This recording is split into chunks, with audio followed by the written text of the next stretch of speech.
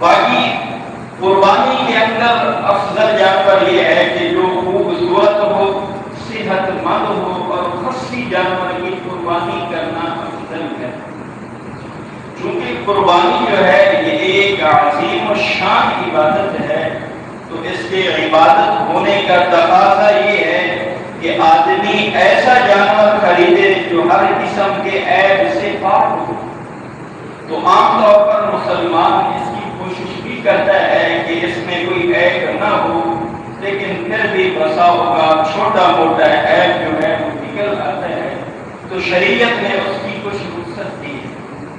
تو اس لیے ذہن میں ایک بات رکھ لیں کہ ایک ہوتا ہے عیب قلیل یہ تھوڑا سا ہے، اور ایک ہوتا ہے عیب کثیر کے بہت زیادہ عیب۔ تو عیب قلیل جو ہے وہ قربانی کے جائز ہونے میں رکاوٹ نہیں ہے، لیکن عیب کثیر کے ہوتے ہوئے جانور کی قربانی کرنا جائز نہیں ہے۔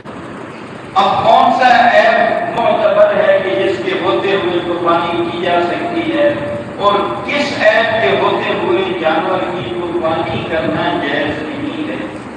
تو ان مسائل کو ذرا غور سے سن لیں۔ پہلا مسئلہ یہ ہے کہ اگر کوئی جانور جو ہے وہ بہت زیادہ کمزور ہے، اتنا کمزور ہے کہ اس کی بس ہڈیاں ہیں، ہڈیوں کے اوپر گوشت وغیرہ نہیں ہے، تو ایسے جانور کی قربانی کرنا جائز نہیں ہے۔ اور اگر کوئی جانور ایسا ہے جس کو خارش کی بیماری لگی ہوئی ہے اور خارش بھی بہت زیادہ ہے کہ جس کی وجہ سے وہ بالکل لاغر کمزور ہو چکا ہے، کھانا پینا اس نے چھوڑ دیا ہے، تو ایسے جانور کی قربانی کرنا بھی جائز نہیں ہے۔ ہاں اگر خارش جو ہے وہ تھوڑی بہت معمولی سی ہے جس کی وجہ سے جانور میں کوئی کمزوری بھی نہیں آئی اور اس نے کھانا پینا بھی نہیں چھوڑا، تو ایسے جانور کی قربانی کرنا جائز ہے۔ ایک جانور ایسا ہے کہ جس کے پیدائشی طور پر کام نہیں ہے، پیدائشی طور پر اس کے کام نہیں تھے، تو ایسے جانور کی قربانی کرنا جائز نہیں ہے۔ ہاں اس کے کام تو تھے لیکن پیدائشی طور پر وہ کام چھوٹے ہیں، جو عام طور پر جس طرح جانور کے کام ہوتے ہیں اس سے کام چھوٹے ہیں، تو ایسے جانور کی قربانی کرنا جائز ہے۔ اور اگر قربانی کے جانور کا ایک کام جو ہے وہ دہائی یا اس سے کم کٹا ہوا ہے، تو ایسے جانور کی قربانی کرنا جائز ہے۔ ہاں اگر اس کا کام جو ہے وہ دہائی سے زیادہ کٹ چکا ہے، تو اب ایسے جانور کی قربانی کرنا جائز نہیں ہے۔ اسی طرح ایک جانور ایسا ہے کہ اس کے پیدائشی طور پر سینگ نہیں ہے، تو ایسے جانور کی قربانی کرنا جائز ہے۔ یہ جس طرح عام طور پر ہم کو سینگوں کے اوپر جو ہے کیمیکل لگوا کر جو ہے ہم کو ختم کروا دیتے ہیں، تو اس طرح کے جانور کی بھی قربانی کرنا جائز ہے۔ اور اگر جانور کے سینگ ایک یا دونوں اوپر سے ٹوٹ جائیں، تو ایسے جانور کی قربانی کرنا بھی جائز ہے۔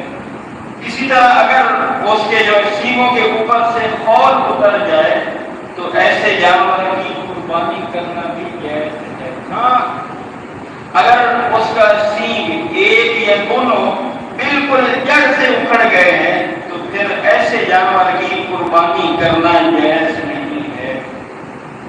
ایک جانور ایسا ہے کہ اس کی پیدائشی طور پر وہ نبینا ہے، دونوں آنکھیں نہیں ہیں، تو ایسے جانور کی قربانی کرنا بھی جائز نہیں ہے۔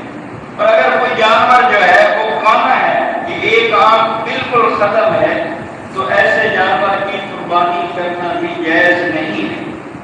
ہاں اگر اس کی ایک آنکھ تو ٹھیک ہے اور دوسری آنکھ جو ہے اس کی بینائی جو ہے وہ تہائی سے زیادہ ختم ہو چکی ہے، تو ایسے جانور کی قربانی کرنا بھی جائز نہیں ہے۔ ہاں اگر تہائی سے کم ہو تو پھر اس کی قربانی کرنا جائز ہے۔ اگر کسی جانور کا ناک جو ہے وہ کٹ جائے، تو ایسے جانور کی قربانی کرنا جائز نہیں ہے۔ لیکن اگر کسی جانور کے ناک میں نکیل ڈالنے کے لیے سوراخ کیا گیا جس کی وجہ سے معمولی سا زخم ہو گیا تو اب ایسے جانور کی قربانی کرنا جائز ہے، اس میں کوئی حرج نہیں۔ اسی طرح اگر کوئی جانور ایسا ہے کہ جس کے سارے دانت گر چکے ہیں کہ جس کی وجہ سے وہ چارہ وغیرہ نہیں کھا سکتا تو اب ایسے جانور کی قربانی کرنا جائز نہیں ہے۔ ہاں اگر اس کے کچھ دانت گرے ہیں لیکن وہ چارہ وغیرہ کھا سکتا ہے تو اب ایسے جانور کی قربانی کرنا جائز ہے۔ اگر کسی جانور کی زبان تہائی سے زیادہ کٹ گئی ہے تو اب ایسے جانور کی قربانی کرنا جائز نہیں ہے۔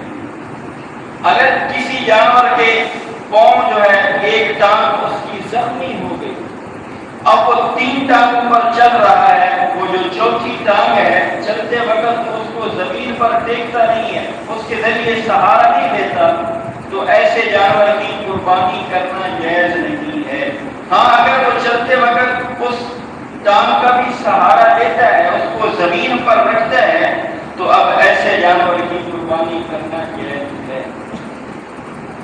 اگر کوئی جانور ایسا ہے کہ جس کی دم پیدائشی طور پر نہیں ہے تو ایسے جانور کی قربانی کرنا جائز نہیں ہے۔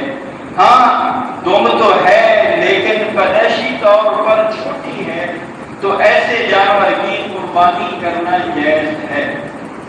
اگر کسی جانور کی دم تہائی سے زیادہ کٹ گئی تو ایسے جانور کی قربانی کرنا جائز نہیں ہے۔ ہاں اگر تہائی یا اس سے کم کٹ جائے تو پھر اس کی قربانی کرنا جائز ہے۔ اگر گائے یا بھینس اس کے 2 تھن پیدائشی طور پر نہیں ہے یا 2 تھن جو ہے وہ کٹ چکے ہیں یا ان 2 تھنوں کے سرے جو ہیں وہ کٹ گئے یا اس کے تھن تو 4 ہیں لیکن 2 تھن جو ہیں وہ خشک ہو چکے ہیں کہ اس سے دودھ نہیں آ رہا تو اب ایسے جانور کی قربانی کرنا جائز نہیں ہے۔ ہاں اگر ایک تھن ہو کسی مذکورہ صورت میں تو پھر اس کی قربانی کرنا جائز ہے۔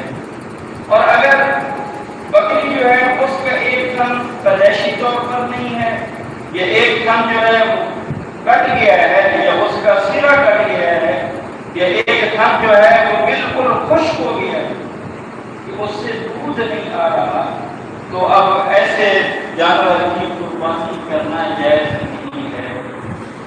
ہاں اگر کوئی جانور ایسا ہے کہ کبھی دودھ دیتا ہے کبھی دودھ نہیں دیتا ایسے جانور کی قربانی کرنا جائز ہے۔ اگر کوئی جانور ایسا ہے کہ اس کے دماغ پر چوٹ لگی جس کی وجہ سے وہ بالکل پاگلا ہو گیا، اب اسے بالکل کھانے پینے کا پتہ نہیں چلتا تو ایسے جانور کی قربانی کرنا جائز نہیں ہے۔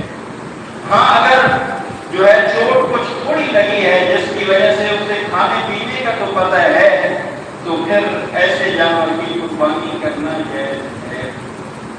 اور اگر کوئی جانور ایسا ہے کہ اس کے جسم کے کسی حصے میں گردن میں کہیں رسولی کی پیدا ہو گئی ہے تو ایسے جانور کی قربانی کرنا جائز ہے۔ اگر کوئی جانور بانجھ ہو تو بانجھ جانور کی بھی قربانی کرنا جائز